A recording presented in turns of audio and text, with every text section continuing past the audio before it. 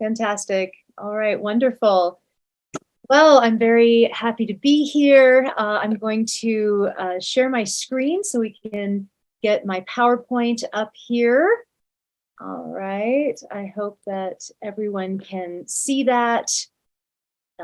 So I can see it, so hopefully you can too. So I am really excited to kind of announce we're just launching this book. My new book, The Humane Hoax, is just out. I have edited this volume. It's an anthology with 18 contributing chapters and authors, and I'm very, very excited to bring it to the world. And I thought I'd start with why I wrote the book. Why did I want to compile this book?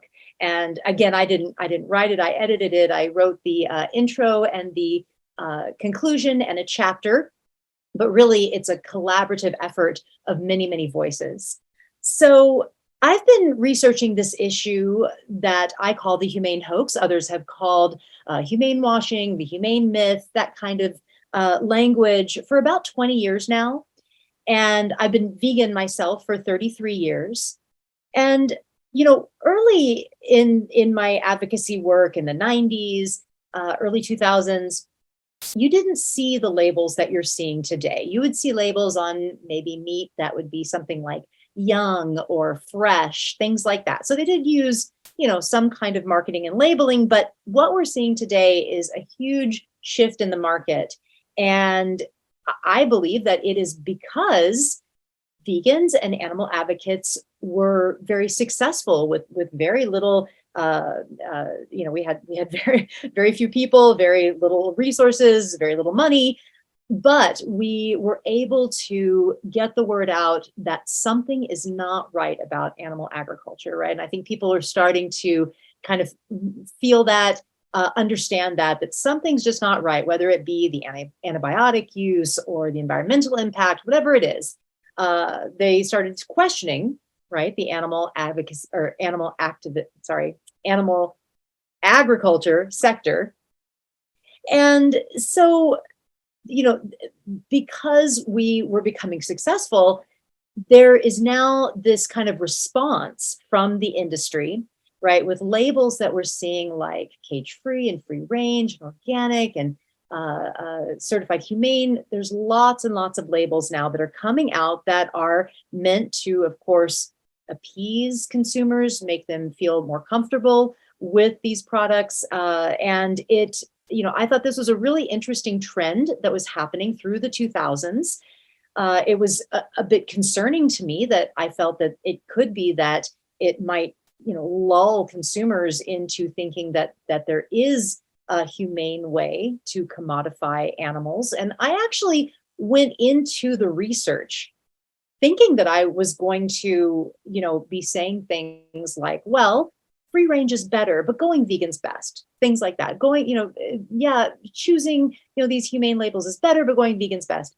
That is not what I found, and that's not what I learned.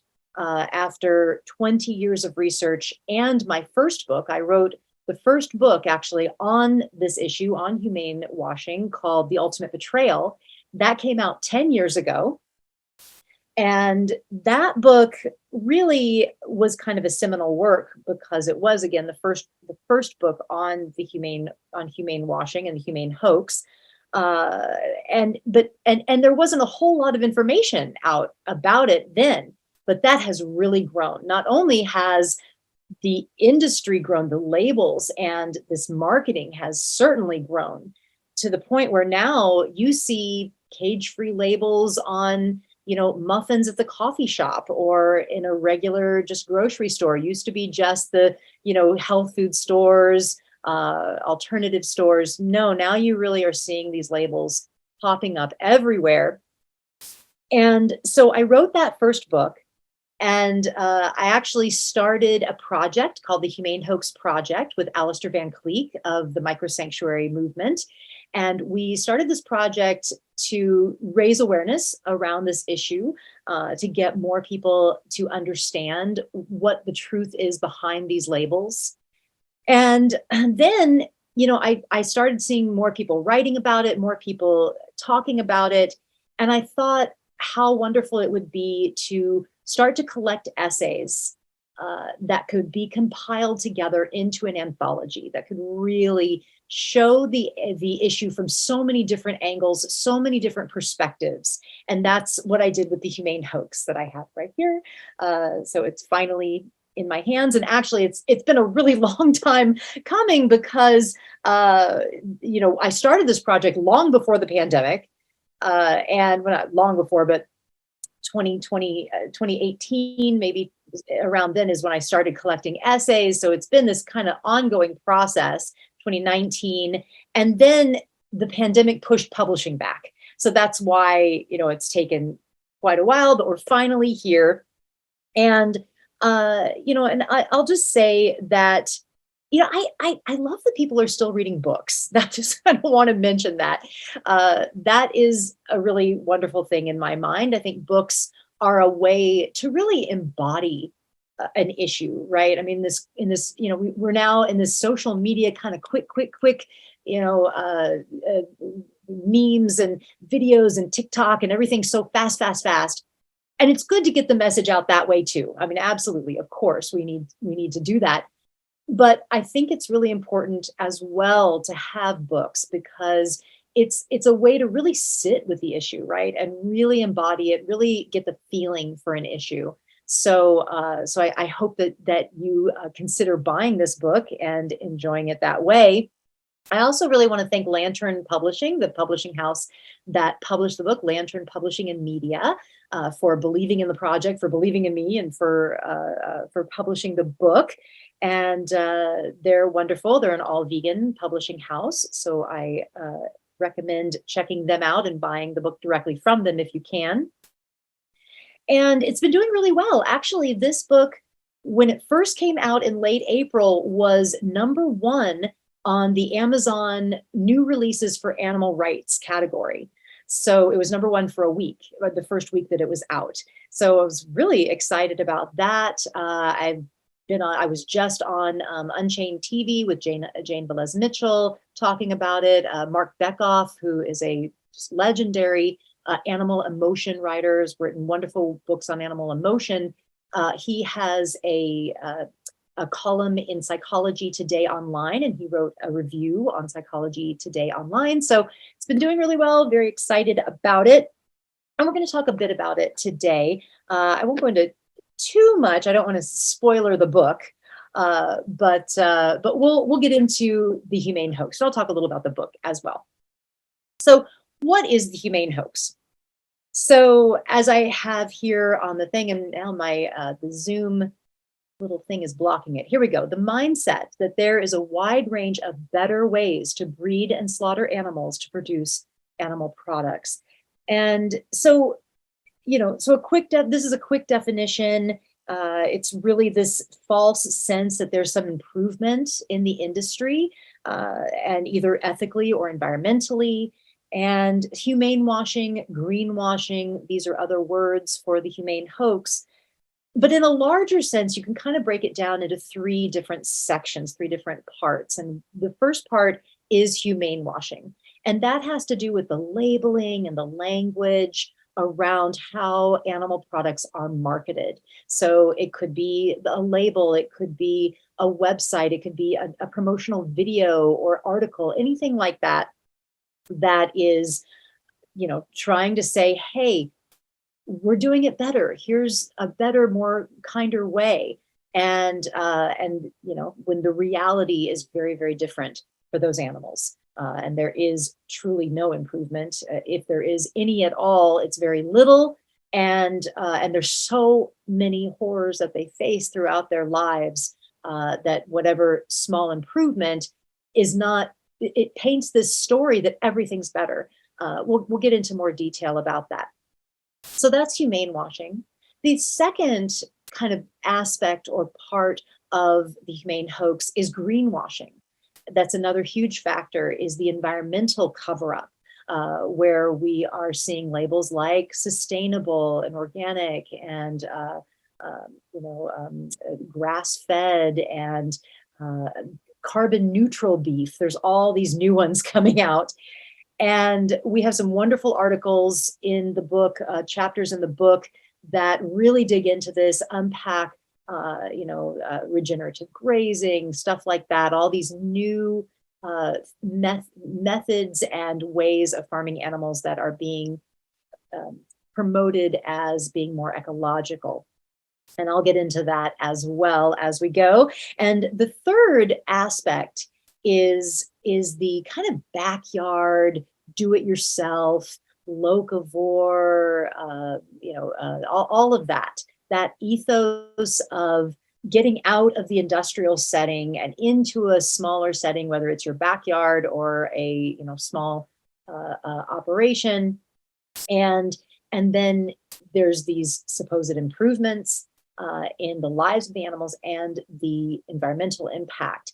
And again, I'll get into more detail about that too. But that's another aspect, is someone that wants to perhaps raise chickens for eggs, or other animals, chickens, rabbits are becoming very popular to slaughter for meat in this kind of way, in this kind of backyard butchery. So we'll talk about that as well. Oh, that's going the wrong way. Let's go this way. Wait.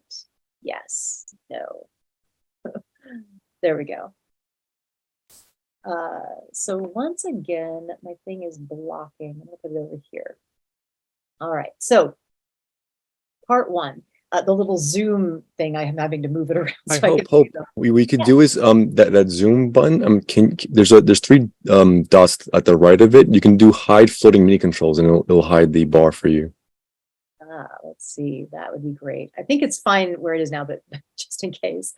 And you can bring it up by pressing escape. Hide video panel. On the there should be hide floating mini controls. Hide floating. Oh, yes. Okay. Always scary to do that. Oh, no. I liked those. Oh, you like those?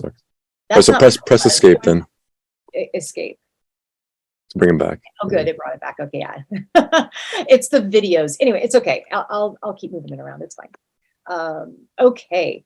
So part one in the book, there's actually 4 parts in the book. There is humane washing, greenwashing is the second part. The third part I'm calling language and labels. And the fourth part is spiritual dimensions. So we're going to talk just a little bit about all of those sections. But the first part, humane washing, has really some wonderful chapters that I put at the very beginning, because the first 2 chapters I put at the beginning because they had these really, really heartfelt and poignant stories about animals that are actually victims of the humane hoax. The first one is called A Pig Called Silver, and it's by Ingrid Taylor. And she actually is, she was raised on a pig farm. Her family had a pig farm when she was a little girl, and she was raised on this farm. And there was one little pig that was a runt of the litter named Silver, that they named Silver because the mom took Silver into the home, into the human's home, and raised little Silver. And it's this really poignant and heart-wrenching story about what happens to Silver once she grows up, and just the realities of animal farming, no matter the label, no matter the scale. And that's what the Humane Hoax is about. So that's a really beautiful chapter, that first chapter. The Terrible Truths About Backyard Chicken Farming is the second chapter. That's with Alistair Van Cleek. And again, just fantastic stuff.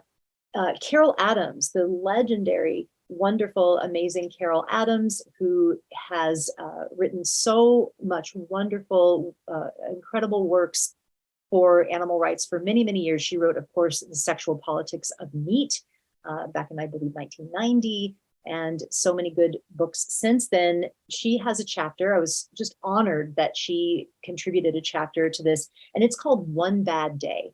And it is, it's that what we hear from farmers and from people that are supposedly buying from these small scale operations, where they say, oh, well, these animals, they just had one bad day. meaning the slaughter, the day they go to slaughter. And Carol does a wonderful job of unpacking first how, no, there's numerous bad days, when they are debeaked, it's a bad day. When their baby is taken away from them, as in the dairy industry, and dragged away, that's a bad day. When they have their artificial insemination in turkey farming, in dairy farming, that's a bad day. There's so many days and so many aspects and things that happen to them. Dehorning, branding, castration of the pigs and of cows. So, there's there's a lot of bad days. And then to call the slaughter a bad day, it's it's beyond just a bad day is when you like stub your toe, or I think she used the examples of stub your toe or spill some coffee in the car. That's a bad day. The horror of having your life taken in a brutal and scary way, that's not just a bad day. That's a horrific tragedy, and to trivialize it that way is really just awful. So incredible stories. But so I'm gonna go on now. Let's see. Just some stuff around the humane hoax that I'd love to share with you. We have this kind of romanticized notion about the small farm, right? The small scale. As long as it's small, then it's okay. As long as it's not this big industrial, impersonal thing. If it's a small farm, then hey, all the horrors that the animals endure must be better, right? It must be all right now. That is not the case. And just because it's a small farm or a local farm does not mean that it's more ethical, doesn't mean that it's more environmental. And Joanne Kong is another wonderful author in the book. She has a great chapter where she gets into the language. She's in the language and labels section. And she actually wrote this fantastic anthology called Vegan Voices, Essays by Inspiring Changemakers. So that's another wonderful anthology that Joanne Kong wrote. But here's a quote from her chapter. "The scale of the operation is irrelevant. To the industry, all farmed animals are nothing more than objects, and cruel common procedures are universal to making a product profitable. On small farms, it is tragic that connections of trust are sometimes forged between the animal and the farmer, only to be horrifically betrayed when it comes time for the animal to be slaughtered." And that's why I named my first book The Ultimate Betrayal. Because even if there is this, very, very rare situation where the farmer is using a kind hand to the animal and actually being, a friend to this animal, which is it's a fantasy. It doesn't happen. But even in these rare, if there is a rare instance where this happens, they're still going to be killing this animal in just a few weeks or a few months. I mean, it's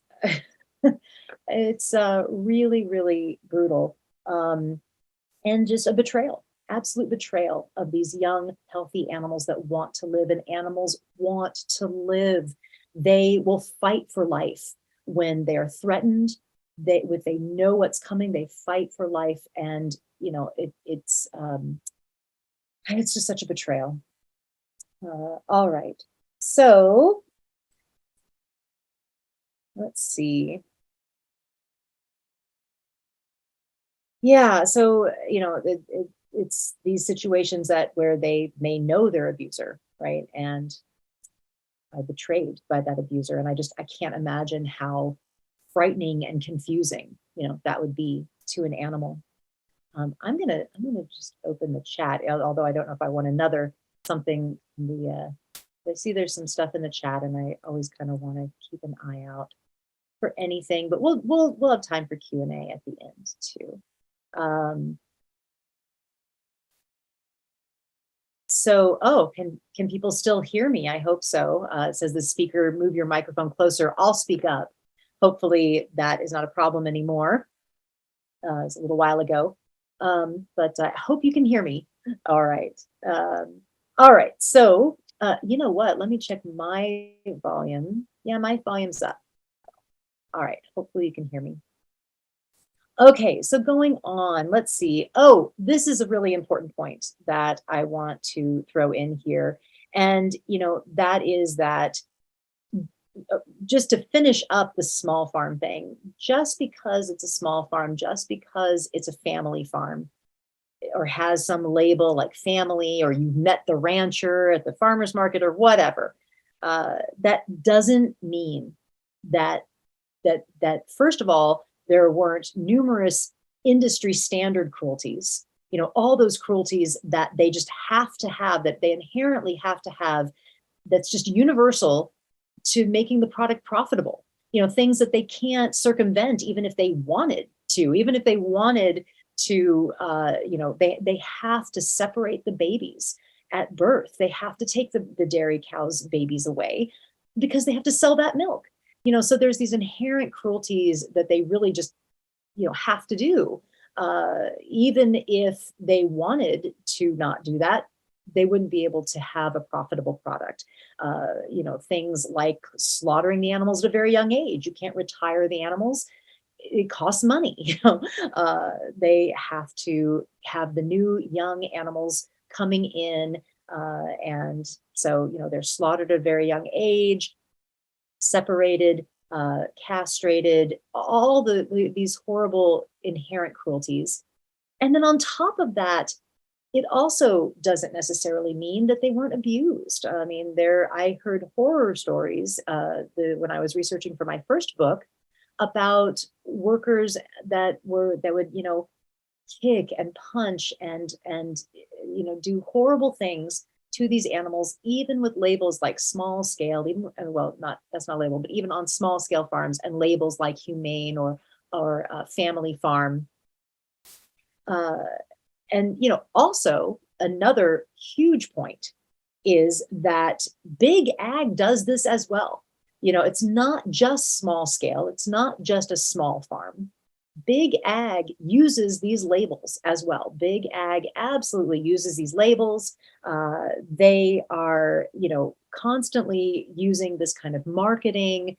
They will have certified humane, all of those certifications. I use examples in the book, in my chapter, in my introduction, and in my chapter of Butterball Turkey, Tillamook Dairy, Fairlife Dairy. And these are all situations where there have been, I think most of them are situations where there have been undercover investigations, undercover investigators, these brave people that go undercover in these places with a camera, and they will take video. They'll work for a few weeks at these places and take video of what's going on, and just really, really heart-wrenching tales of what's going on, and I don't want to get too graphic. I try not to get too graphic because it can get awful.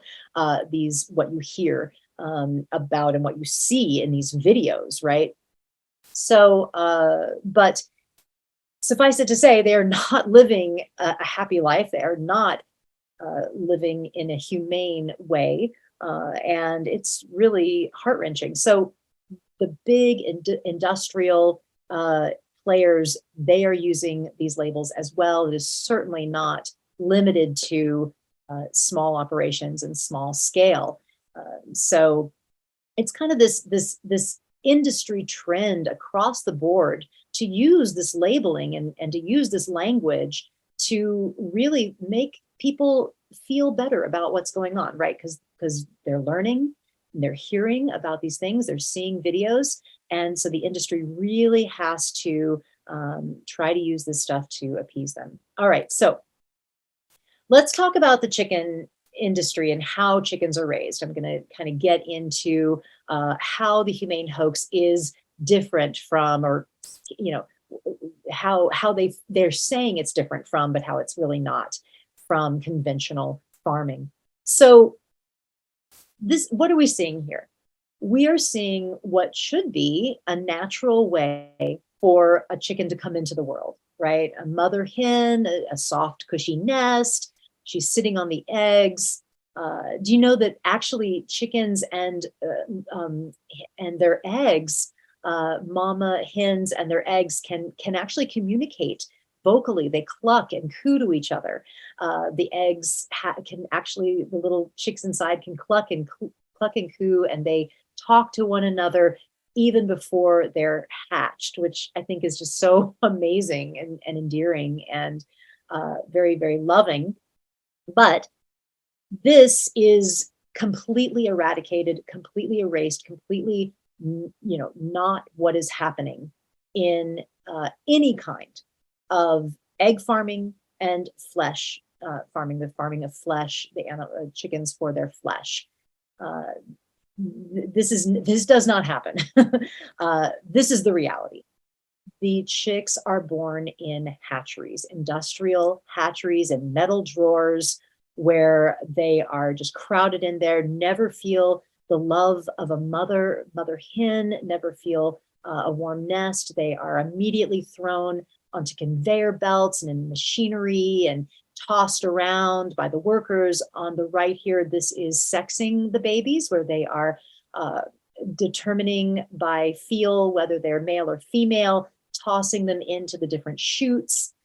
The females, this is the egg laying strand of chickens. So for the egg layers, they have been so genetically manipulated to lay so many eggs well beyond their natural capacity. They just really, really, it taxes their body. They lay so many eggs. And the males don't grow fast enough to be profitable for meat, for their flesh. So they're a waste product of the industry.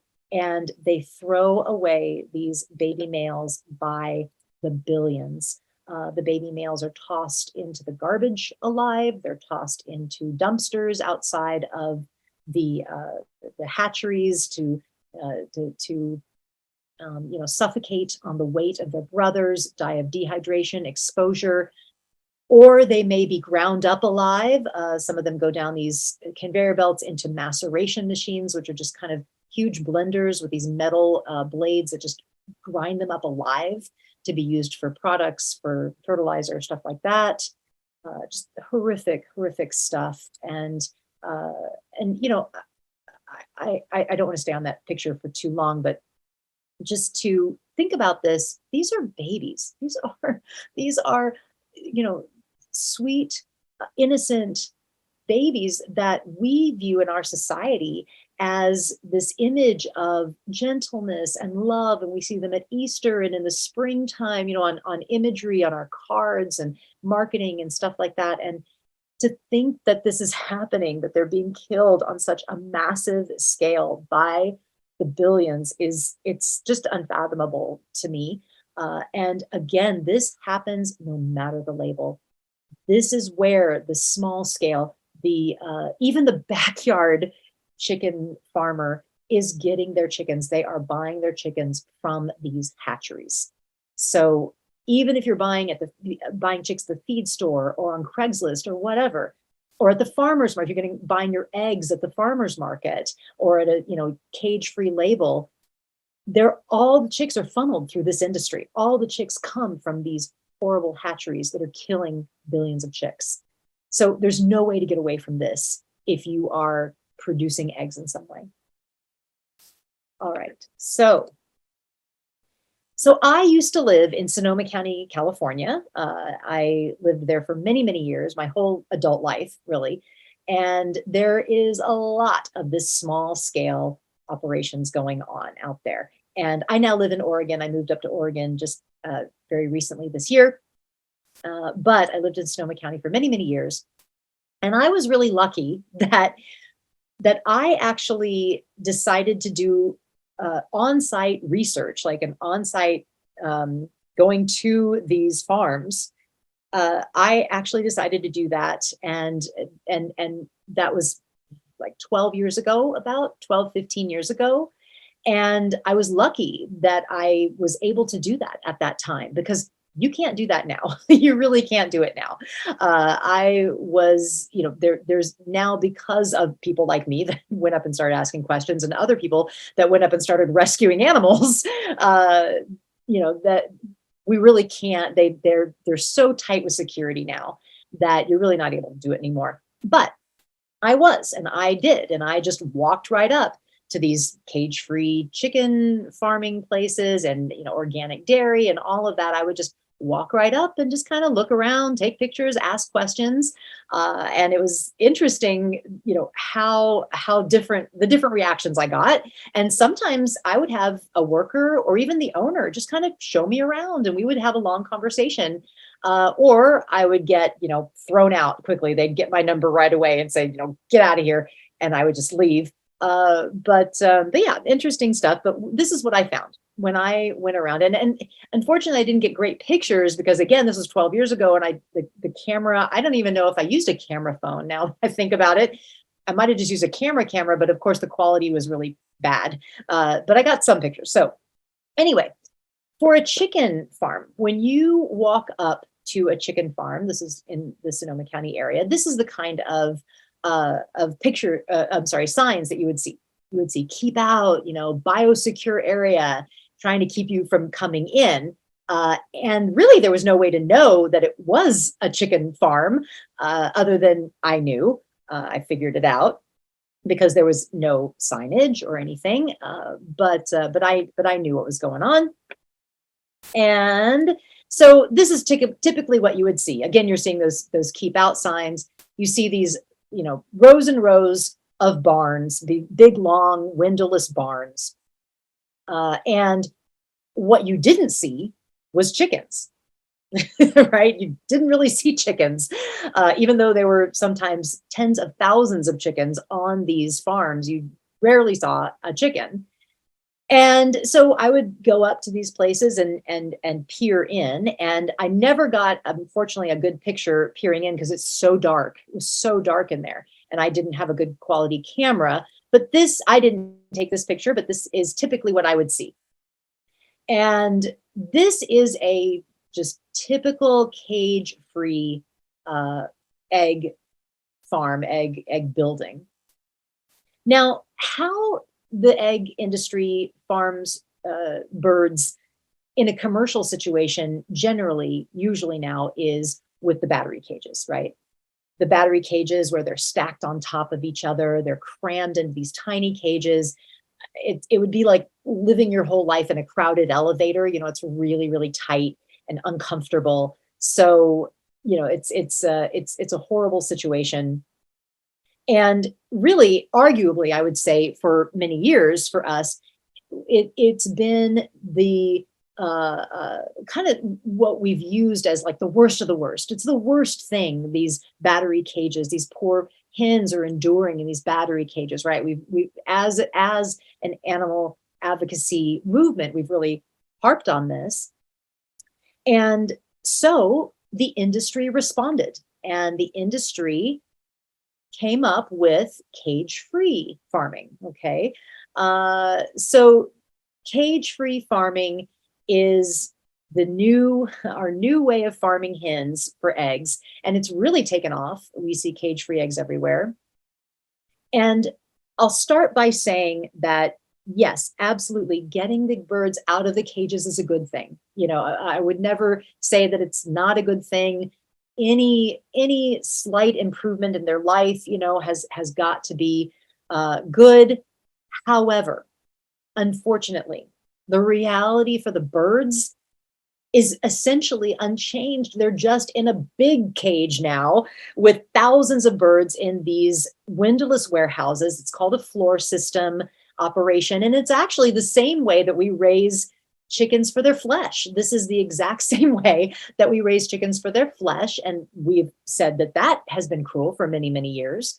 So nothing has really changed there. They've just gotten the birds out of the cages and thrown them into these, windowless warehouses where they are so crowded. They're on top of each other. They don't have any personal space or room. They don't see the light of day. They aren't able to, have a moment in the sun, or do a little dust bath like they love. There's so many things that they connect with the earth with, and they peck around, and they need stimulation and a life. This is not a life for them. It's just a miserable existence. The ammonia builds up in there, the ammonia from their waste, where they can barely breathe, and they're breathing in this ammonia.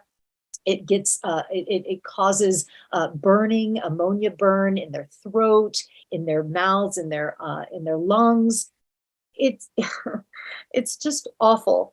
And what's frustrating, right, is that while, again, it's good that we've gotten them out of the cages, certainly, all the welfare issues for these birds seems to funnel through this one label, right? These two words, cage free, right? And now all the other issues that they face, all these things I've been talking about, from the hatchery to the horrible existence to the slaughter, are erased. That they don't exist. They're not seen. They're not known.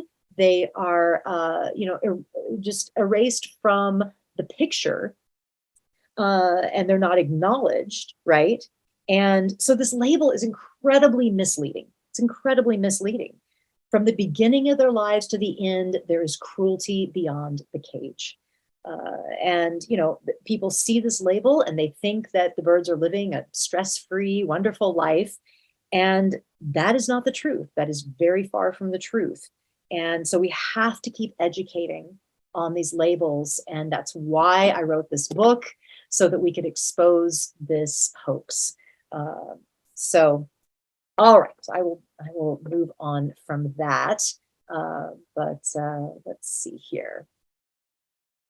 Okay. So let's talk about dairy now. Alternative dairy production, which are labels like organic, or certified humane is another one. And so there's still the same, again, just as with the chickens, just with all animal farming, there is the same inherent cruelties, again, that just they have to use these procedures to be able to make the product profitable, to have a profitable product. If they didn't use these certain inherent things, inherent procedures that are so cruel, then they wouldn't be able to make a profit. And one of those is taking the babies away at birth. Another is artificial insemination. These cows, it's of course this this common misconception that cows just give milk. Somehow cows are different from every other mammal for some reason. They just give milk. Well, that's of course not the case. Like any other mammal, the females only lactate when they are pregnant and have given birth. So they have to keep them pregnant to give birth to baby after baby after baby, way more than they would in nature. They're pregnant every year of their life. And that is very, very taxing on their bodies from the artificial insemination. Because of that intensity and because of the dirty conditions and crowded conditions, they get diseases, sicknesses that aren't treated. And of course, they go to a brutal slaughter at a very, very young age. So again, I went and looked at these dairy farms in my area. And, and this, of course, on the left here is what we want to believe is happening in alternative dairy and in humane dairy. We want to believe that the baby gets to stay with the mom and that they're out in some grass. And that is not reality. The reality is on the right here, where this little baby has been taken from her mom. And I know she's a female, because she's being put in these calf hutches. And I mean, you can see she's so frightened. She's wet with her birth fluid. I mean, she is still wet with birth fluid. She's been taken from her mom at birth. She is being put in with the other females on the other side of the dairy in these calf hutches that are kind of like dog houses, basically. So they're separated from their mom. They're separated from each other. So So when I did my investigation and went up to these organic dairy farms, it's very different than the chicken farms. It's very different because chickens are very hard to hide. Chickens are tiny, and you only have to keep them in one location and just collect the eggs, right? So or slaughter them for their flesh. So they're easy to hide. They keep them in a building until the day they go to slaughter. Cows are harder to hide. They're very big animals, and they have to move them from barn to barn, from thing to thing. So from one barn, from a holding pen to where they milk them, to different areas, right? So you see the cows. So they can't hide them. They can't just say, keep out, don't come in here. So instead, what you see all these humane labels, or these, feel good labels, right? Environmentally certified organic, everything's fine on this farm, nothing wrong, nothing to see here, nothing going on here. But then when I would walk up and get closer, here's some more of the labels and signs that I would see. You see these all up and down the roads out in West County of Sonoma County. This is often what you see first. You see these rows and rows of calf hutches, okay? And these calf hutches, every time you see one of these, you know that a baby has been taken from her mother at birth and is being chained up and, confined in these calf hutches. And it breaks my heart, because not only is it, frightening and confusing for the baby, but it's psychologically traumatizing for the mom as well, to have these babies taken away. So it's just one of the worst things. And no matter the label, anytime I saw certified humane, organic, whatever, you walk up, you see these calf hutches. So the babies have been taken. Now, one time I went to one of these dairies and they were giving a tour, right? They were giving a tour. They called it farm trails, I think. And you were able to go to the farm for one day. And this was the scene that they showed us actually on a dairy, was this little calf, and she had some straw, and this was set inside the barn, but there was very little room for any others. So that they kind of had just set this up for us, because all the others were outside. So she had some shade. It was a very hot summer day. And, but it was interesting because people started fawning over her and just, oh, isn't she so sweet? And she would suckle our hands and our fingers, because she was so wanting to suckle her mother's udder. But it just broke my heart that two things. One, that she had that tag in her ear, that awful tag that shows that, they are commodified, that these animals are just objects. They're a number, not a name, not a someone, but a something. And that she was separated from her mom and from other calves and from being outside and being able to frolic and play. They were showing, oh, look, she's got straw and she's so healthy and taken care of. But the reality is that no, she's alone. She's sad. She's frightened without her mom. You have to know what's going on, to be able to see past what they're showing you. Right. All right. So this is some of the other pictures that I took just from my investigations. These were ones when I just walked up and it wasn't what they showed me, right? It wasn't a tour, but it was just me going to see what was going on. And I would see animals in muck up to their knees in manure.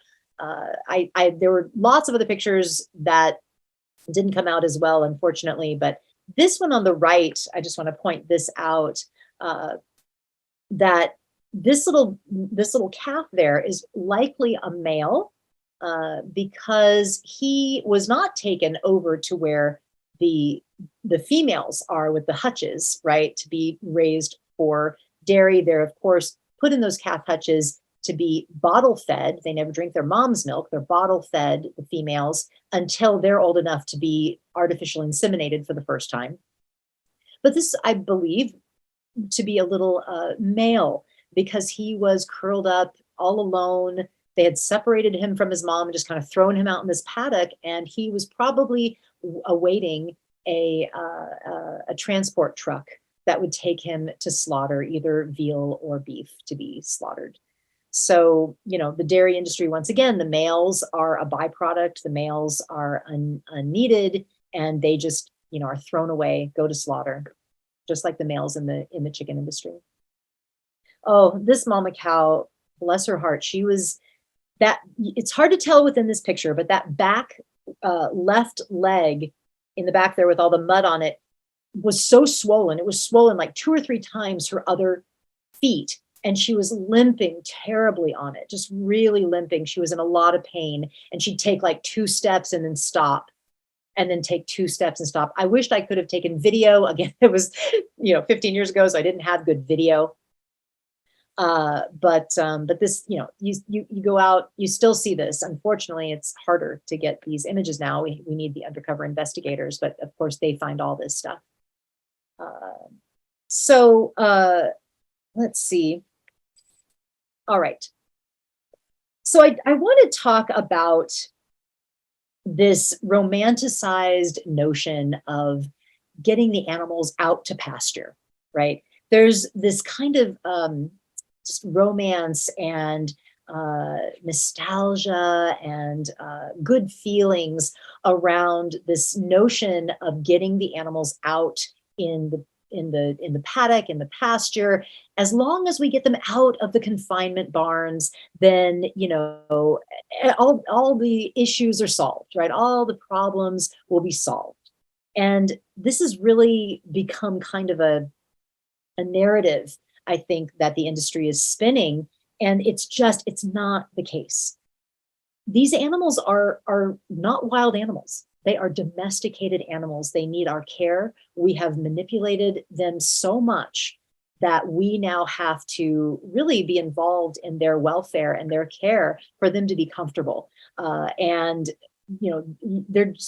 not wild animals. You can't just throw them out into a field and, think everything's going to be fine. There are many issues that they can face. Sometimes they can suffer even worse when they're out on pasture. So putting animals out to pasture, there's a lot, it's very complicated. It's very complex. And there was this really wonderful study. It was called The Animal Welfare and Production Challenges Associated with Pastured Pig Systems. And it really, really underscored the just myriad of problems that face pastured animals and free-ranging animals. Right. It was a meta-analysis. It looked at numerous different studies from 2000 to 2020. So 20 years of peer-reviewed studies and other accounts. And it found that pigs had, that often, in these pastured situations, pigs have exposure to extreme temperatures, heat stress. They're not able to get adequate shade. The lighter colored pigs, the little pink pigs, could suffer from sunburn, blistering. And then in the winter, in extreme cold, they'd sometimes have frostbite. They'd get hypothermia, pneumonia. They were more vulnerable to predators being out there. They had more contact with wildlife. So there were more pathogens, parasites, viruses, just really awful stuff, right? And there was more complexity in monitoring all the animals. When they're indoors, it's much easier to monitor them and their illnesses and sicknesses and what medications they may need. So much harder when they're out on pasture. So it really went into a lot. And actually, the study is cited and talked about in the first chapter of the book, The Humane Hoax. In that chapter, I talked about a pig called Silver. Ingrid Taylor goes into great detail about this a really fascinating study. So it's in the book. And, and that paper didn't even go into like transportation, slaughter. So, there's so much that they face. And so just getting the animals out to pasture is, it doesn't make everything, all humane and okay. And then, of course, environmentally, it can be horrible too. And I'm going to get into that in a minute. Yeah. So, okay. So we are going to move on actually to the greenwashing section, but I just to wrap up the humane washing, I really encourage you to not disconnect from the emotional reality of the violence that is inherent in animal farming, and killing an animal for her flesh, for her eggs, because in eggs and dairy, they go to slaughter at a very young age as well. And again, that's that inherent cruelty part that they just can't circumvent because they need the product to be profitable. So I just encourage you to remember that no matter how the animal was raised, no matter what the label is, animal farming can never be consistent with being compassionate or kind or ethical. All right, so we'll move on to greenwashing. I have no idea how long I have, but I'll just keep going here. So the second part, greenwashing. Okay, that's part 2 in the book, and I have several wonderful chapters. Let's see, greenwashing, a bloody business. The planet can't survive sustainable animal agriculture. That is Lorelei Poslenik. She's a wonderful activist. And Nicholas Carter actually was just on my podcast. I'm going to give a plug at the end about my podcast, Hope for the Animals podcast. But the episode that I have out now on my podcast is with Nicholas Carter, and we really unpack his wonderful chapter here called Grazing versus the Planet, a failed attempt to greenwash animal farming. And we really dig into regenerative animal ag and grass-fed and stuff like that. So I'm going to talk a bit about it here as well. Let's see. So there's just some wonderful chapters. A fox guarding the hen house. Can animal agriculture reform itself? So that's a great chapter title. All right. So greenwashing. Let's dig in. So, just having the billions of farmed animals alive, no matter how they're raised, right? And maybe I don't want to look at this meat. Let's go back to this one while we're talking about the general, and then we'll get into I'm going to start with the local label, but just having all these animals alive, no matter how they're raised, right? It wastes tons of resources, water, causes pollution. These things really can't change. Again, these are the inherent things, right? Like there's inherent cruelties. These are the inherent impacts. How much water you use. It's really hard to change that. The resources involved, these things really can't change.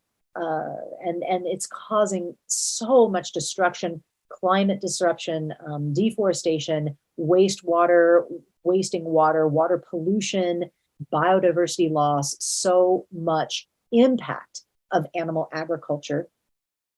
And this is really coming to light now, right? I mean, I think that a lot of people are going vegan and learning and feeling out veganism, coming into veganism through the environmental piece, which is just incredible. I'm so glad for that. We need to move quickly because our time is running out on this planet. So that's really, really good. It's a good sign that people are starting to wake up, make this connection, realize that they have so much power on their plate to make change and to reduce their personal carbon footprint, right?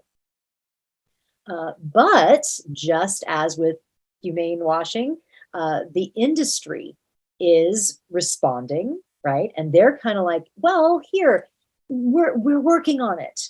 Let me help you with that. Let me tell you what to do. We have the solution. Just buy local or organic or free range and all these other labels, right? Sustainable. We're seeing all kinds of labels now. All right, so let's get into it. Now we'll look at this yucky meat. So local. So local, we see this label everywhere, right? We're seeing this just, it's it's amazing how often I see it and how little is defined, right? How little the definition gets out. What does it mean? How far? What is local? Is it 50 feet? Is it 500 miles? What's local? And really, it's the product or the store that's defining it. So we don't really have a set definition. It's not a regulated label. So you can say what you want or make it what you want. But just looking at food miles, right? Okay. If you look at a food's carbon footprint, food's carbon footprint, transportation or how far the food traveled is only 11% of the equation. Okay, just 11%. That's how much impact the food miles have. The production phase, how resource intensive the production was of that product, is 83% of the greenhouse gas equation. Okay, so what we have to really look at is the resources and the production, and animal products are heavy on the production phase, right? When they do these life cycle assessment calculations where they, look at the impact of a food from the birth, well, with an animal, it would be like the birth to slaughter. With a plant food, it's seed to plate. And they are making these comparisons again and again and again. Animal products are more impactful, use more energy, have more resources, more water, more this, more that, everything, more greenhouse gas. And no matter the label, it doesn't matter what the label is. When the comparison is between an animal product and a plant food, the animal product is always more impactful. I'll just wrap up the local section by saying this. A study in the Journal of Environmental Science and Technology found that switching just 2 meals a week from meat and dairy to a vegetable-based diet achieves more greenhouse gas reduction than buying all locally sourced food. Wow. That's just 2 meals a day. And, still it's better. Local means very little. It means very, very little. So don't get, distracted by the local label. Really going vegan is best. Eating low on the eating plant foods. All right, let's look at organic. So organic. Now, I'll start by saying something about organic in that this is one of the labels that does have regulation. Of all the labels we're talking about, this is the one that really has the most, I would say, a good amount of regulation. They've got on-site inspection. They've got, it takes some work and some money and some effort to get an organic certification. So there is some oversight there. However, really the only difference, the only reason that you get the organic certification or what they're looking for is that the grain fed to the animals or the feed fed to the animals is organic and the animals are essentially drug-free. Okay, that's basically it. All the other factors, both environmentally and ethically, are unchanged. So yeah. But in looking environmentally, there's some regulation. I'll just say quickly, there's some regulation on species by species as far as if they have access to the outside, but it's very industry friendly. Like I said, cows generally have access to the outside. So the organic standard is that cows have to have access to the outside. However, chickens do not. And that's because industry standard is that chickens are usually kept inside. So these labels can be very industry friendly. So anyway, let's look at this chart. Okay, so we've got 3 diets here: veganism, vegetarian, and a diet that includes meat, dairy, and eggs. And going across, we've got a light green line, which is organic farming, and a dark green line, which is conventional farming. Okay, and of course, how far the line goes across is how much impact there is on the planet and on greenhouse gases. This is specific to greenhouse gas emissions. Okay, so look down at the very bottom at that dark green line going across the bottom. That is the standard American diet. That is the SAD diet that everyone is eating, most everyone. And that includes all the animal products and is not organic. So let's say that someone says, I really want to eat more eco-friendly. I really want to, be more conscious around what I'm eating environmentally. I'm going to eat only organic milk and organic dairy or organic meat, organic eggs, right? I'm going to go all organic with my animal products. Okay, so you reduce your impact a bit. You go to that next light green line just above that one, and you've reduced your impact by 8%. Okay, that's something. But let's say that same person says, I really want to eat more eco. I want to reduce my impact through my diet. I'm going to go vegan.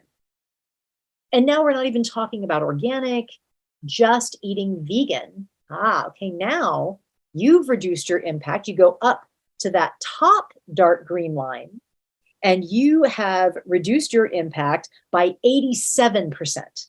Wow, right? Okay, that's way better.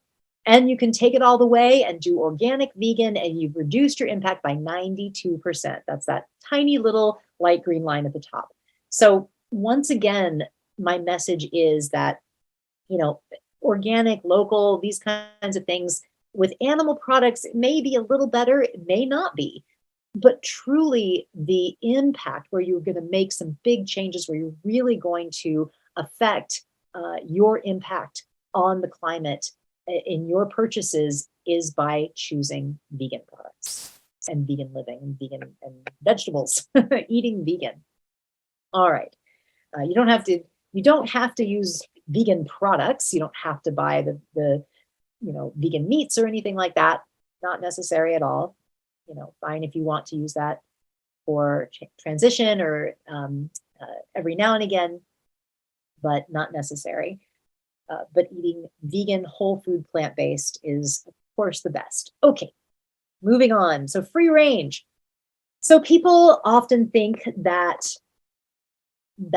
this is a better solution environmentally, a better label environmentally.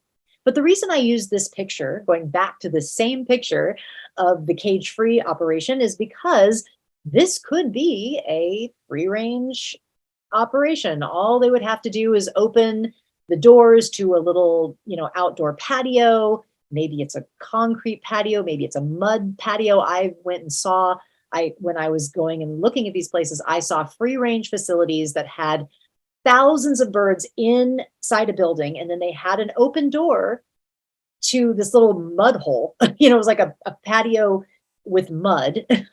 And it was so unappealing that no bird seemed to even want to go out there, right? And they called that free range. Okay. Doesn't matter how long they have that open for there's no regulation on how long they have access to the outside, what that outside access looks like, what the size of that nothing. It's whatever the farmer wants to say. And these labels are awarded no matter what. Basically, they just will, they'll fill out a form for the FDA or the USDA, whoever is awarding these labels, and they're awarded the label. Nobody comes out to look. Nobody asks any questions. It's, nobody is rejected. So they can get whatever label they want. Okay. So, but whenever there's a transition to a truly free range farm, let me just see what my next one's grass fed. So sometimes I put a picture of little piggies, but I don't have it here. So whenever there's a transition though, to like pasture raised or a kind of a truly free range farm. And there is this farming happening with pigs. And we talked about that, pasturing pigs, and with chickens as well. So now if this farmer, let's say that this farmer that has this building wants to actually have his chickens outside in a pasture situation where they actually do have, some space to roam. Okay. So what he would have to do is this is probably maybe on a quarter of an acre of land, right? Half an acre at most. He would have to have acres and acres and acres more space to accommodate all these birds. So what generally happens is that they have a much smaller number of birds. So you're feeding way less people for lots more acres of space. And to do this, to be able to do this, they have to, they're going to have to clear wetlands and prairies and deforest areas to be able to accommodate all these local free range, situations for the egg-laying hens and for pigs and whatever. So, I mean, it's actually been estimated that we would need closer to 5 planet Earths if we free ranged all the animals that we have in confinement right now. It just can't be done. It cannot be done. Free range, and I've said this before, free ranging animals for food can never be more than a specialty market for a few elite buyers. That's all it can be. We can't scale this up. There's just no way to scale it up, right? There's an interesting study, but I'm gonna, actually, I think it's in the book. So you got to read the book for the interesting study I was going to talk about. Okay, so let's move on to grass-fed. All right, so grass-fed beef. Grass-fed beef can produce up to 50 to 60% more greenhouse gas emissions than commercial beef, conventional beef. It should really be conventional, I would say, because grass-fed is kind of commercial. Anyway, more water is wasted as well. So conventional cows are slaughtered at about a year old, right? That's give or take a few months, about a year old. But grass-fed cows, because they're not getting fattened up quickly with grain, with feed, it can take them 18 to 24 months longer to get up to market weight. So that's just so much more time that they are drinking the water and burping and emitting methane and drinking the clean water, polluting the water. There's all these studies coming out, and it's so frustrating because why would someone buy this product, right? They think it's more environmental. I mean, that's really the main reason. I think they may think it's better for the animals as well, but I'd say they think it's more environmental, right? That's why they're reaching for grass-fed whatever. Well, there's all these studies now coming out from Oxford, Harvard, Washington State University that have compared like feedlot cows, conventional cow rearing to grass-fed. And they keep finding again and again that grass-fed requires more land, more water, more fossil fuels, and it's just so, and produces more greenhouse gases. And it's just like it's like a facepalm moment. It's like, well, why, why are we even doing this then? It's a situation where it's not only neutral, it's worse. And like I said in the very beginning, I thought that I was going to be going into all this research saying things like, well, grass-fed's better, but going vegan's best. No, here's one of those situations where, no, it's not better. It's actually worse. So this is the moment where there are some out there that would say, wait. You can't just throw the cows out into the pasture and think everything's going to be okay. There are methods. There are farming methods that you have to adhere to make it work.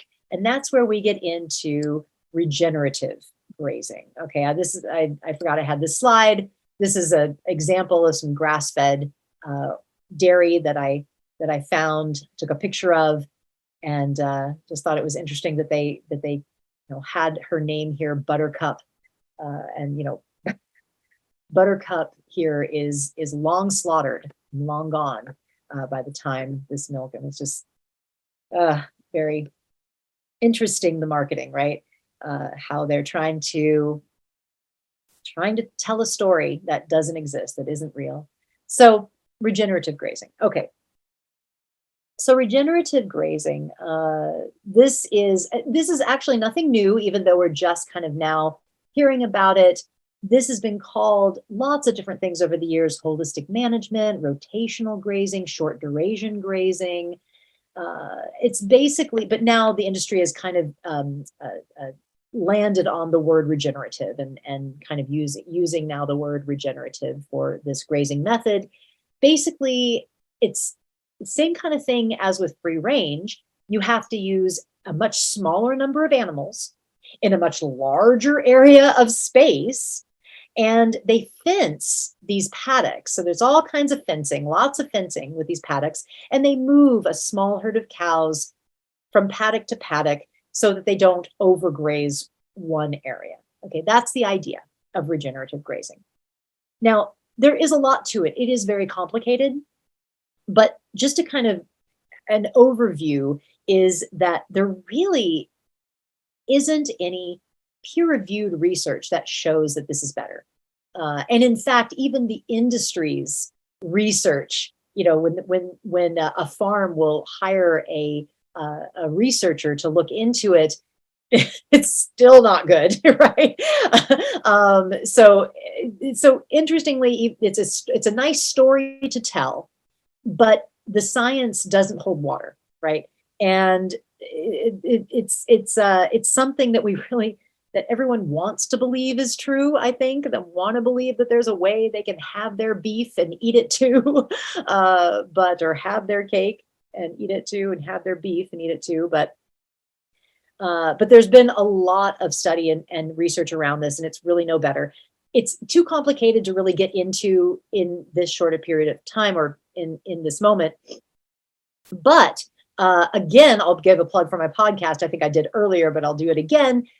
Hope for the Animals podcast, the episode that is out now. Nicholas Carter, one of the authors from our greenwashing section, we break it down. He breaks it down, the regenerative animal ag, and really how this is, again, this narrative of some improvement that is not going to save the world.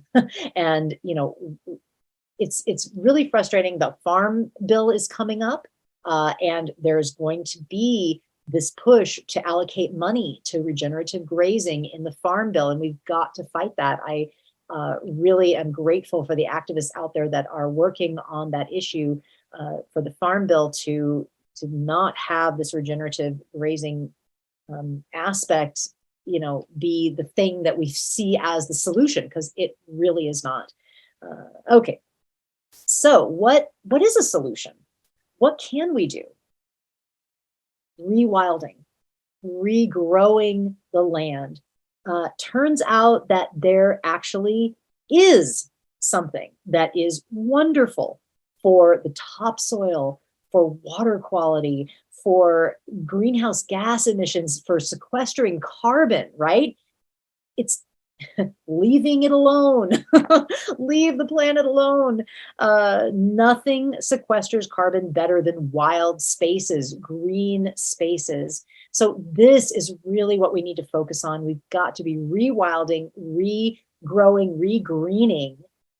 And the best way to do this is to stop farming animals, because they take up so much land, so much space. To farm animals takes up so much of the Earth's surface.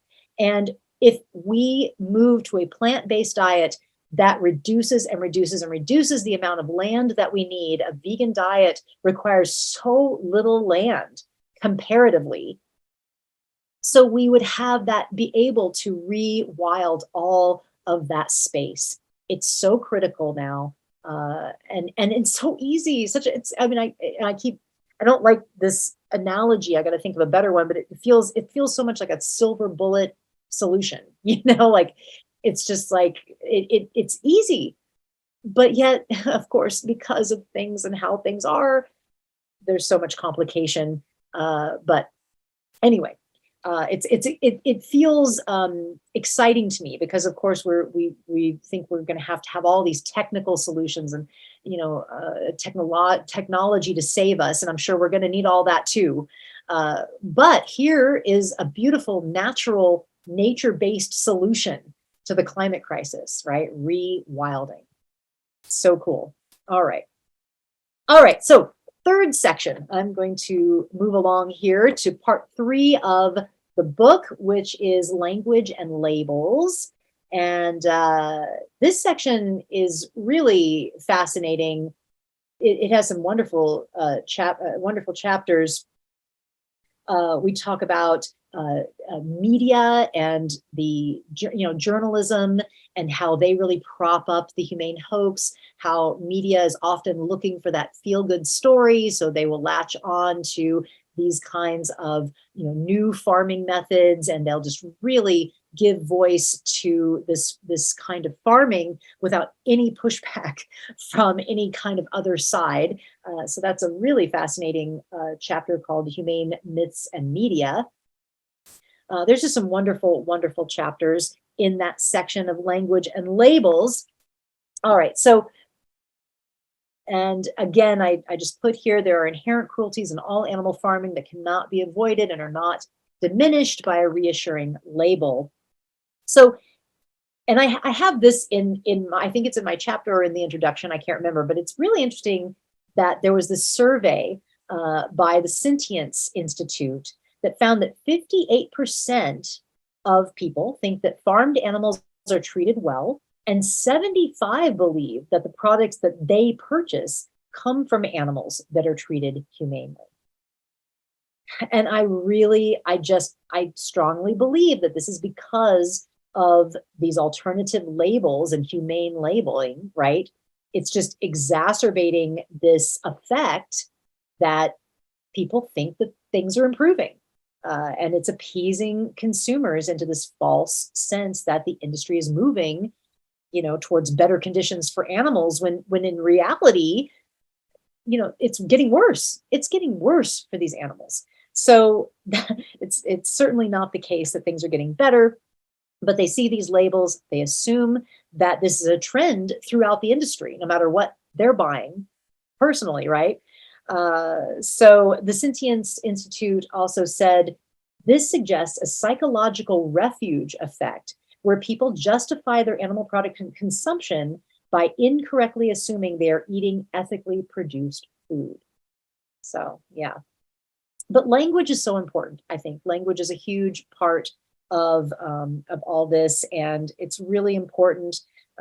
It's just so critical. We compartmentalize animals right into categories like pet and wild animal and food animal, and that kind of speciesist language. Speciesism meaning that this human superiority complex that we have over animals. That language really defines how we feel about these different animals. And then digging into the food animal piece, really the language is so important and key, and how we use how they're using these labels tells such a story. 2 words like cage free can tell this huge story in people's minds, right? That is not reality. But this is an interesting quote from another chapter in the book. Devata Nair has a wonderful chapter in this section, in the language and labels section in the book. And her chapter is called Corrupting the Language of Animal Welfare. And she wrote, it is also the crafty use of language in the stories we tell ourselves, that allow us to fawn over the animals at a zoo and still be able to consume other animals a few moments later for lunch without raising too many existential qualms. So, yeah, right? It's that language and labeling, separating the animal from that food, separating the food from the individual.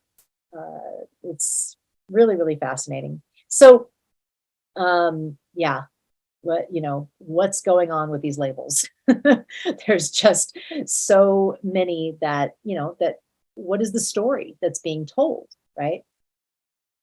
So I recently saw this, it was actually a few years now, but I think it's still out, this grass-fed milk chocolate bar. And,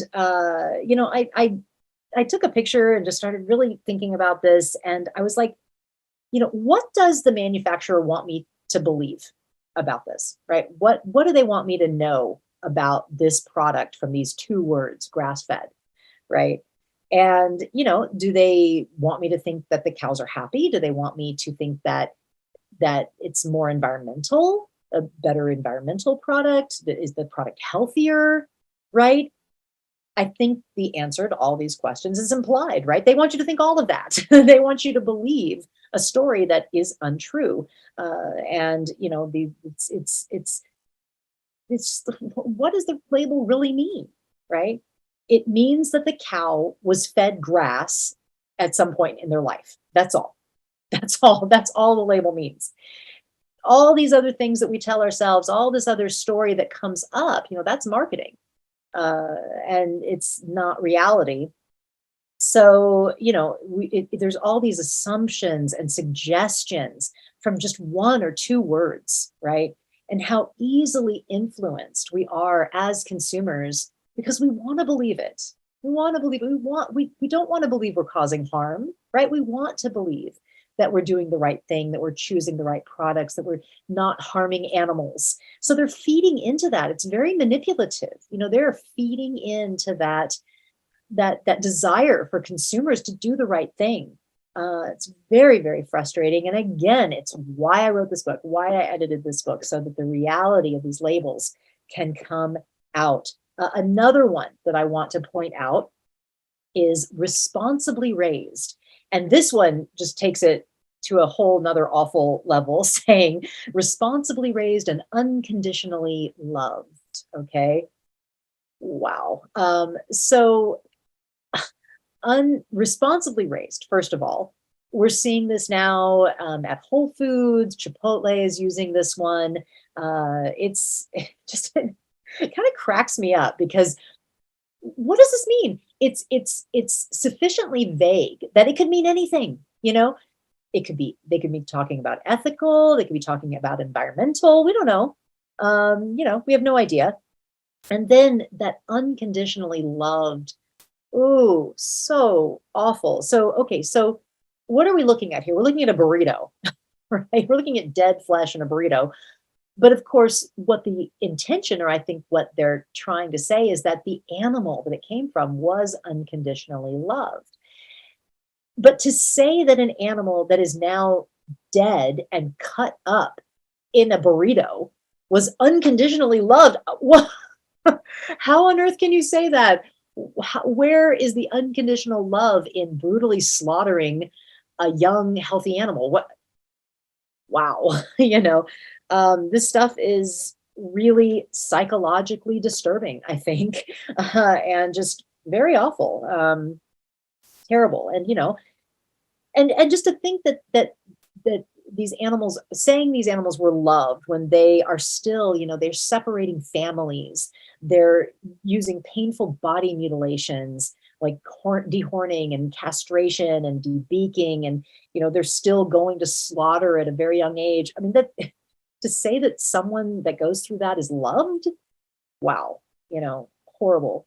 So yeah, it's awful. So another one of the chapters in this section from Joanne Kong, this is a great quote from her book, or her chapter in the book: redefining terms to imply that the humane treatment of animals is possible within a framework of animal agriculture known as humane washing has been instrumental in providing the discourse necessary for the continued exploitation and abuse of animals. So that's what's going on here, is basically these labels are making it so they can continue their horrible practices and this terrible, unsustainable industry.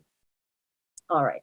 So moving on to the spiritual dimensions, I'm going to wrap up here pretty soon, and we will maybe be able to take some questions, but I think I'm running out of time possibly.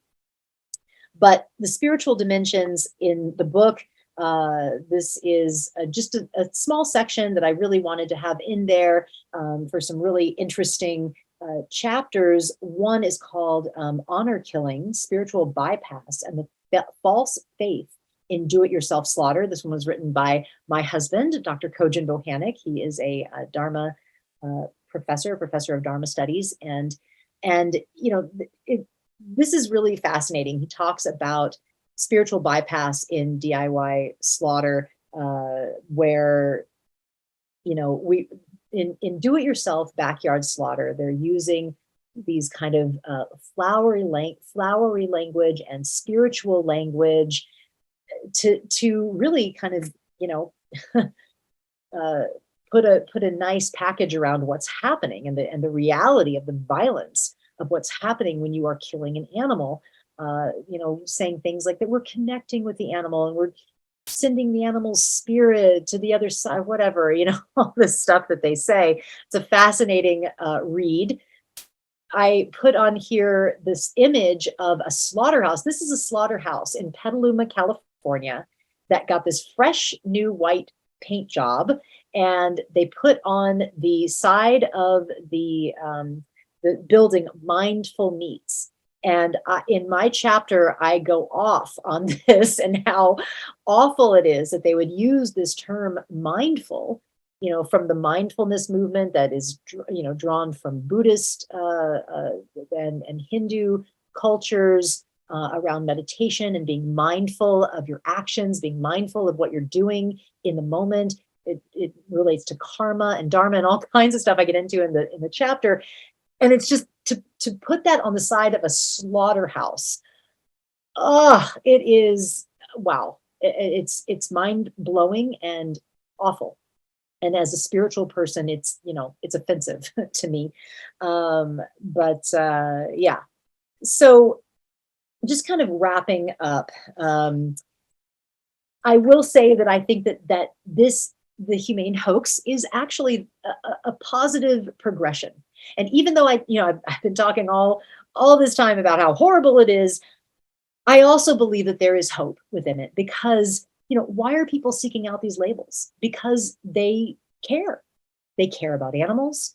They want to do the right thing. They don't want to be part of harming animals. That's why these labels sell, right? So I think that's hopeful. And I think that there will be a logical progression to eventually realizing that if you truly want to be humane, you can't kill an animal. You can't kill these animals and think that that's humane. It's the logical progression of treating them kindly, giving them space, whatever it is that people want.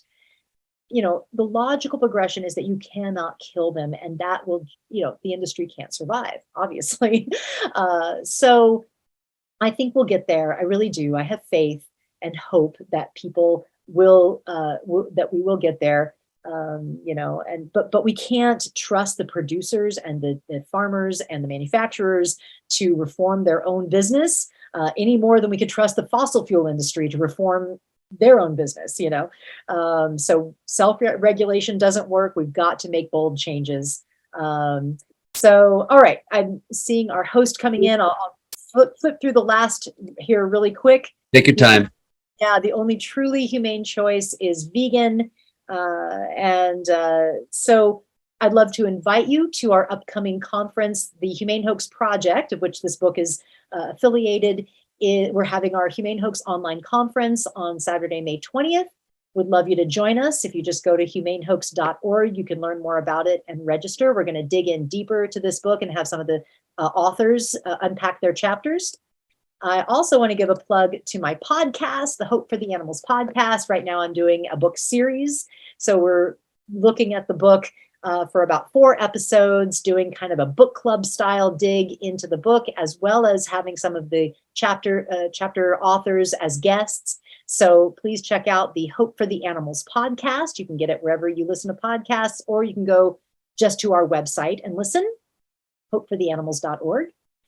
And finally, I will wrap up with this quote from my book. I really encourage you to get the book if you can from the publisher Lantern or from Amazon or wherever you buy your books. And I'll wrap up with this quote: "We must not let the deception of new marketing eclipse the fundamental cruelty of animal agriculture." And I'll wrap it up there. Thank you. Thank you, Hope. That very informative presentation. I think a lot of people aren't really aware of what's going on with regard to that. So now we're going to begin our live Q&A, and you've shown where they can get your book and how to contact you. So that's very helpful to the audience. I'll be asking some questions, and I will be also opening up to the audience to ask questions. And we don't, if you're not sure how so basically real quickly, just want to go over a couple of things. We don't take questions directly from the chat. Instead, we ask everyone to virtually raise their hand. If you're not sure how to do this, what you want to do is click on the reactions button on the bottom right, second from the right button on the in Zoom. And once you click on that, you're going to select the raise hand function in the pop-up menu. When I call your name, I will unmute you and prompt you to state where you are from and to ask your questions. We ask that everyone keep their questions brief and on topic. So with that said, let's go ahead, and I'm going to go ahead and start asking a question here. So, yeah, you went over how there is a lot of, washing of the truth. Are cows, pigs, chickens, turkeys, hens, any of these animals treated any better at all since when this kind of awareness of how animals are being treated started? Well, what I found when I was doing my research on this, and I was going to conventional farms, just your regular, no label, whatever, general label farm. And I also went to, all these labeled farms, the certified humane and cage free and organic dairy, all of that. And what I found really was that it varied from farm to farm. I mean, there wasn't this standard across the board. This is how animals are treated in cage free, and this is how animals are treated in conventional. It really wasn't that way. It was kind of from farm to farm. I saw situations where animals were treated better, I felt from my observation, on conventional farms than on like a cage free farm, for instance. So it really depends. I mean, it's hard to say. But as far as the industry standard and what is happening to the animals from an industry standard, little has changed since the 70s, since the 80s. Very little has changed. In fact, the only thing that's really changed is they've gotten bigger and bigger and bigger, and now they're just mega dairies and mega farms. So there's so many more animals, so much more confinement and congestion. So, is it better? No. Across the board? No. I would say not. All right, thank you. If people eat, so what is the impact on, of leather? People who, are vegan, when people think of vegan, they tend to think of food, as opposed to, the people who aren't vegan think of food as opposed to other aspects of animals. Is leather, a byproduct of these animals? Is it a separate industry that has their own animals that are slaughtered specifically for the leather, as opposed to just meat animals that they're using all the parts? Yeah, no, actually they get leather. There's no separate leather industry. The leather is coming from the beef cows, the dairy cows. But it's not necessarily just a byproduct. A lot of people think, oh, it's just a byproduct of the industry. No, they make a lot of money on leather, and leather is a huge, huge industry, of course. And actually, environmentally, leather is very bad. People don't realize this, but the tanneries, when they are processing the leather, there's a lot of chemicals that go into the processing. There's a lot of wastewater pollution that comes out of the plants. And in fact, neighborhoods around tanneries will often have higher rates of problems, with their water, with the air, with asthma and breathing problems. It's very pollutive, the leather industry. So yeah, there's a lot going on there, and it's certainly something to avoid. Thank you. So is this idea of lab grown meat a real solution for, assuming that it comes to fruition, for stopping the mistreatment of animals and the impact on the environment? That's a big one. That's a big, big topic and messy topic to unpack. I don't know that I'm really going to make a comment, honestly. I'm still on the fence, honestly, about that one. There are people in the movement, in the animal advocacy movement, that are on both sides of this issue, that feel that it's a good thing and a good tool in our toolbox, and there's others that feel that this could be a detrimental bad thing. So I'm still on the fence there. I'm going to just leave it at that. Is some wonderful resources online to learn more about it, but it's not an issue I like to tackle, honestly. Okay. Is it a realistic goal to get the whole world to stop eating animal products, including fish, milk, eggs? And should this be the ultimate goal? Should this be the ultimate goal? Yes. I would say absolutely yes. To have a truly compassionate world where these animals are free of suffering, where there is, a kind, compassionate world where animals get to live their own lives. Absolutely, yes. Fish as well. I feel that we need to come to a place where we see animals for their own inherent worth, where they live free of human-imposed exploitation and suffering. That should be the goal. Absolutely. Is it a realistic goal? Well, I hope so. I hope so, and I think so. I mean, I often say that I very much believe that our inherent nature as humans is compassion, and is compassionate. And when we're driving by an animal that has been killed on the side of the road, like roadkill, we don't think about lunch or dinner as we're not salivating for that animal like a carnivore would. We are like, oh, we have a reaction of, oh, that's too bad. That is our compassionate nature. When we see ducks trying to get across the road, everyone will stop their cars and try and help the mama ducks across the road, but then they go and have duck at the Chinese restaurant for dinner. So there's a disconnect there going on. But I think that once we start making those connections, seeing animals for the individuals that they are, for their wonderful personalities, their joyful lives, yes, I do believe that we will come to a place. I mean, maybe my head's in the clouds, but you have to visualize where we're going, right? You have to, if you want to create a different world, you have to see it. You have to be able to believe that it can happen and see it. And so I do see that. I see a world free of suffering for animals. Thank you. Are there any countries or anywhere in the world that is moving in the right direction, with some sort of speed about eating, going from eating lots of animals and wearing lots of animals to eating less animals, and because they're inspired by this type of thinking? Yeah, it's happening worldwide, actually. We're seeing movement in many, many countries. The Asian countries, China, it's amazing how much progress they're making in animal advocacy, in alternative proteins, all of that. The European countries, always the amount of vegan restaurants now in some of these more major cities, like Berlin and Paris. It's just amazing the amount of vegan options. So it's really a worldwide movement now, and we're seeing movement everywhere, which is very, very hopeful. And are the governments actually bringing this about at all in any of these areas, or is it a bottom up sort of movement?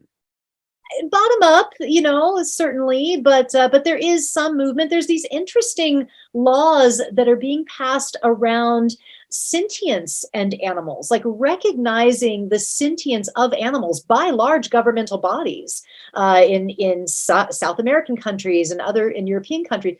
It's kind of fascinating that there's these laws, but then the practices aren't following, with that, but I think that they will.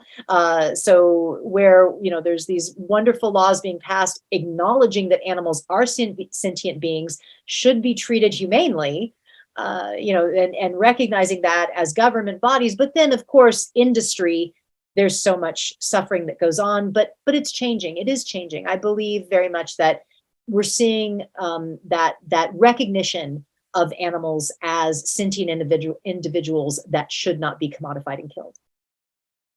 How do you respond to people who argue that it's natural for humans to consume meat? You've got the paleo people who say that we've been doing this and this is sort of our natural way of eating, and that is part of our natural evolutionary history. How do you do so persuasively to those people? Yeah, and just to note that I see Sylvia's raised her hands. We do have a question. Yes.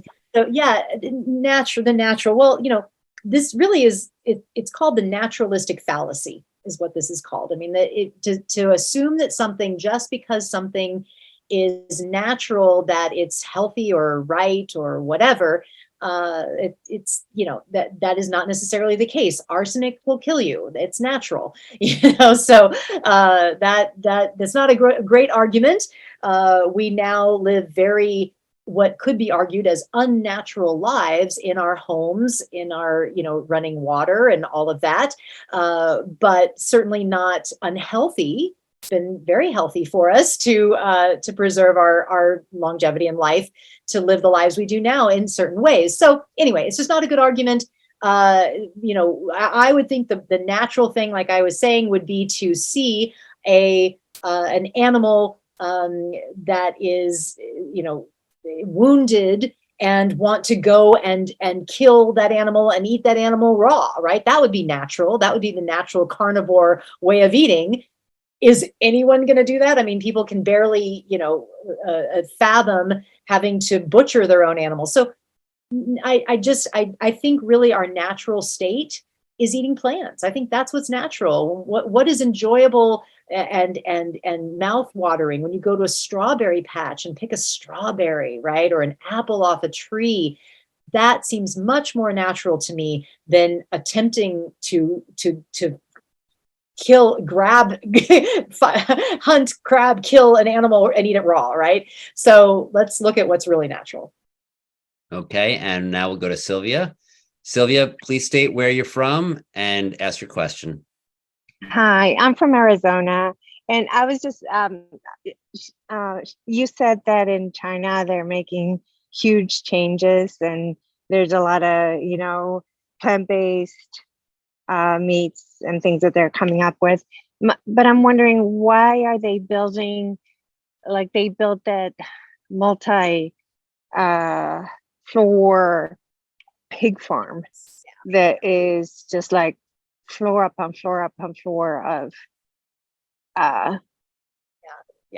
it just breaks my heart to hear that, and that doesn't sound like they're advancing in the movement.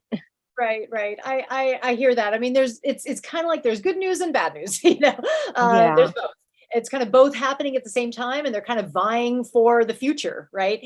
And it's true that they just built a new mega pork farm industry, which is very unfortunate. So that is still going on, absolutely. But the side that I'm talking about is that where there was maybe, I think, one office of PETA, 20, 30 years ago in China, now there are activists, not only from, Western animal advocacy organizations, but activists themselves in the country that are doing the work, that are really, that are out there, doing the outreach, exposing the issues, doing wonderful work in media. So the message is getting out in the culture, and people are choosing plant-based foods, just as everywhere. That is raising as well. That is rising as well.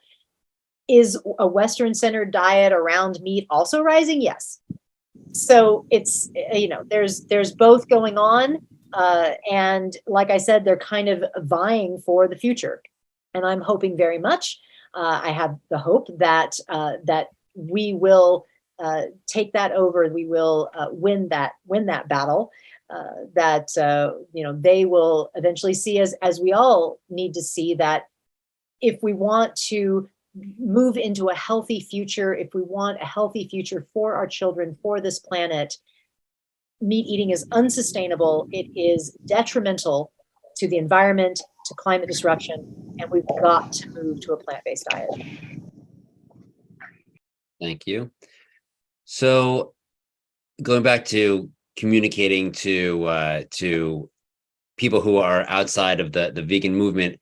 How do you respond to the argument that factory farming is necessary to meet global food demands? You mentioned in your presentation that it's more environmental as far as the amount of inputs that are required than these other ways of farming that seems nicer. So how do you respond? How do you respond to somebody who would bring that up?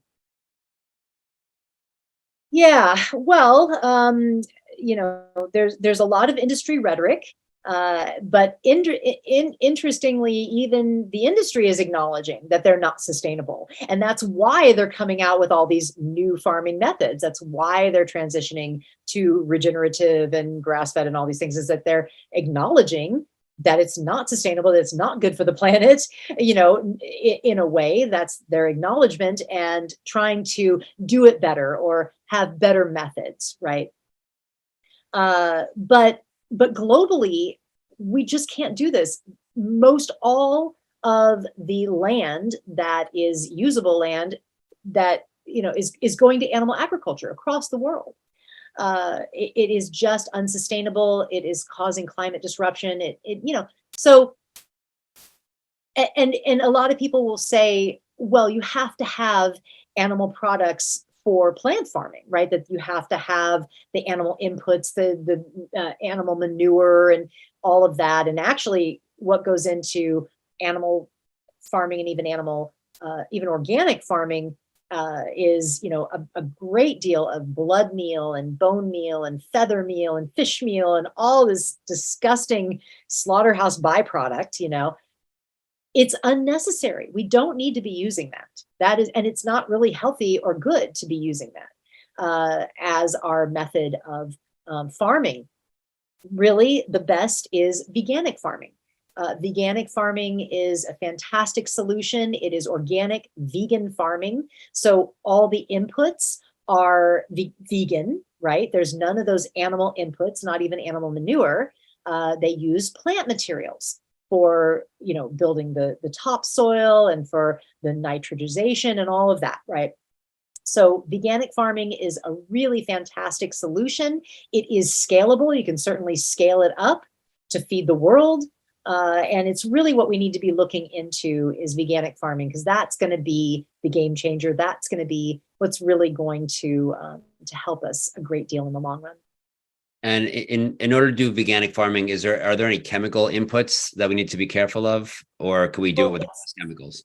The reason it's called veganic is the organic part. It is organic. It's the same organic standards, whatever those organic standards are, plus being vegan. That's what veganic is. So no, I mean, of course, organic farming is not pure. There is certainly some chemicals and pesticides and such that are more mild that can go into organic farming. So it's not completely free of chemicals, but certainly better than and moving in the right direction. And where is the veganic farming taking place? Is it just kind of random people doing veganic farming? Are there countries that are getting into it, or I wish I knew more. I really don't know. I wish there was some in the areas that I've been living in, and I'm not familiar with any, but I do know that there is a wonderful book out by a farmer that is from my same publisher. He just released the book at the same time as mine. So if you go to Lantern Publishing, to their page, his name is Jimmy, and I don't remember his last name, unfortunately. It starts with a V, and he's a veganic farmer that wrote a book about veganic farming. And so there'd probably be answers to those questions in that book, or you can get in touch with him.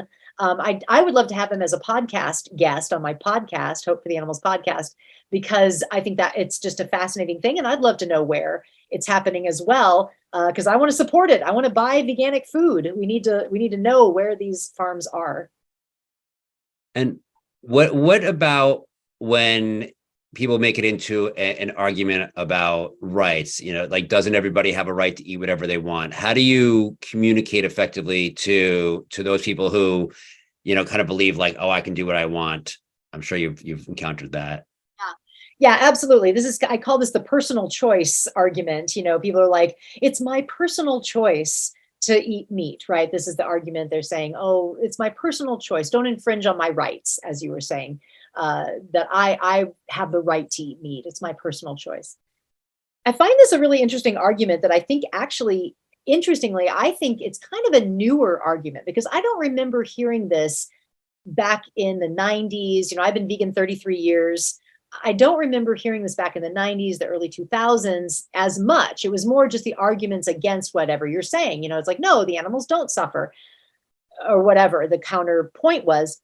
But I think that that's a harder argument now. I think that it's harder for people to argue with what we're saying because they know it's true. So now this is kind of the go-to new argument that's like, well, it's my personal choice, right?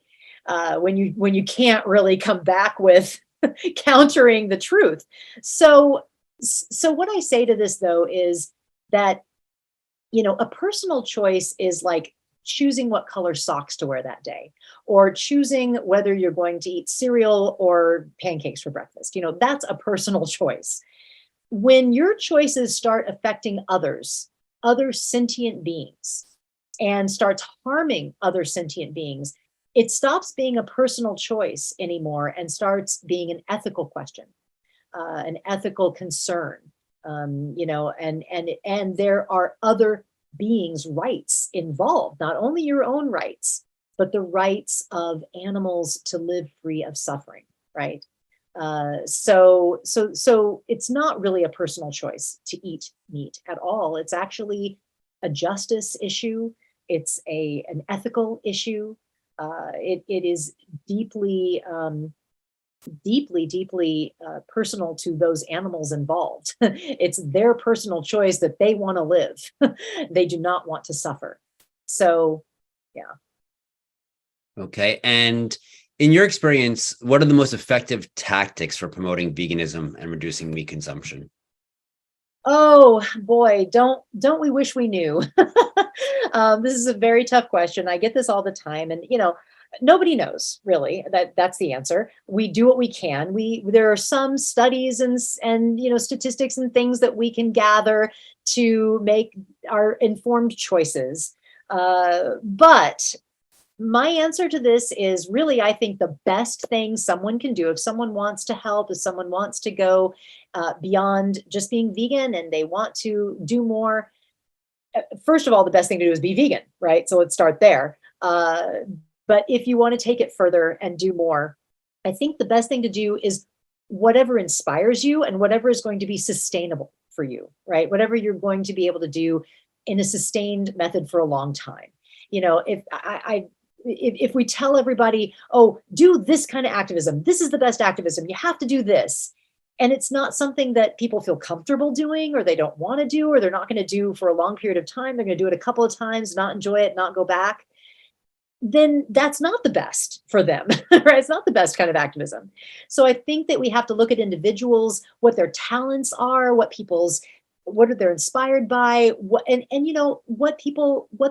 have to offer, because the movement needs accountants, the movement needs graphic artists, the movement needs whatever your talents are, to volunteer or get a job and help with those talents. So that's kind of my answer to that one. And how is the popularity of the plant-based movement, where people are eating, avoiding animals because of their health, which has become a lot more popular over the last decade or two, how has that made it easier to promote veganism? Yeah, well, I know that this is an entire health conference. You can get a lot of information about health in this entire The Real Truth About Health conference. I am not a health expert in any way, and that's not what I focus on. So, my focus is the animals, the environment, justice, and I feel like there's a lot of studies, there's a lot of information out there on health, and that can bring people in, which is great, because we want to be healthy. It's good to be healthy. It's good to eat whole food, plant-based. But I have heard again and again and over from longtime vegans that what keeps them in is when they start to realize that this affects the animals, this affects the planet, that this is deeper and broader than just their health. And that's what keeps them in. So I think that it's really important to learn about these issues, to know about these issues, to be inspired by individual animal stories and the environmental impact, so that we can be inspired to maintain this lifestyle. Okay. And do you feel encouraged or discouraged by the state of the animal rights movement and how it's been, the trajectory that it's on, and its successes that, and or failures that that they've seen over the last 33 years since you've gone vegan? Yeah. Oh, that's a complicated question. I'll say overall, certainly inspired. I mean, I'm inspired every day by activists that are working in this movement. And, I certainly have seen some incredible progress, incredible growth. I mean, back in the 90s, when we would have like a conference like there wouldn't be a conference like this, first of all, back in the 90s. And if we did have some kind of an event, all 20 vegans would show up, and it would be twice a year. And it was a very small movement. We've grown so much now to see these incredible, huge conferences, huge progress in the food industry, in the government and laws. I mean, it's been amazing. It really has. The trajectory has been progressively positive. So yeah, overall, I'd say it's been wonderful. I actually interview on my podcast some inspirational people that are doing just incredible work in the movement. You get to meet these people and really hear about what they're doing on my podcast. So I encourage you to check my podcast to get more inspiration about people that are doing good work in the movement. Okay. And last question. In your opinion, what is the most important thing that individuals can do to support the animal rights movement, regardless of their level of involvement? It's a good question. It's an interesting question. I mean, of course, going vegan, that's kind of baseline. Just being vegan, eating vegan is very important. But I'd say beyond that, representing yourself as vegan, representing yourself as an animal supporter, an animal, not necessarily animal lover. I mean, we're animal lovers. Everybody's an animal lover, right? But beyond that, when you see something that is detrimental to animals, like in media, something that maybe talked about animals in a negative way or didn't give a voice to the animals, speaking out, saying something, writing to that publication or saying something in the conversation. If animals are not being represented well, or vegans are not being whatever it is, trying not to feel apologetic about being a vegan. We can be positive, we can be loving. We don't have to be, finger wagging and judgmental. But we should speak out. We should certainly speak out in a loving, compassionate way, and try to avoid being stereotypically finger wagging. It is difficult, I know, because we want to, say what we want to say, but using compassionate communication and nonviolent communication to speak out and to not let those moments, those critical moments in life where you see something that's wrong, you see an injustice, don't let those go by. Do something about it. Great. Thank you so much. Please open up or unmute the audience. And thank you so much. Thank you so much, Thank you so much. Thank you.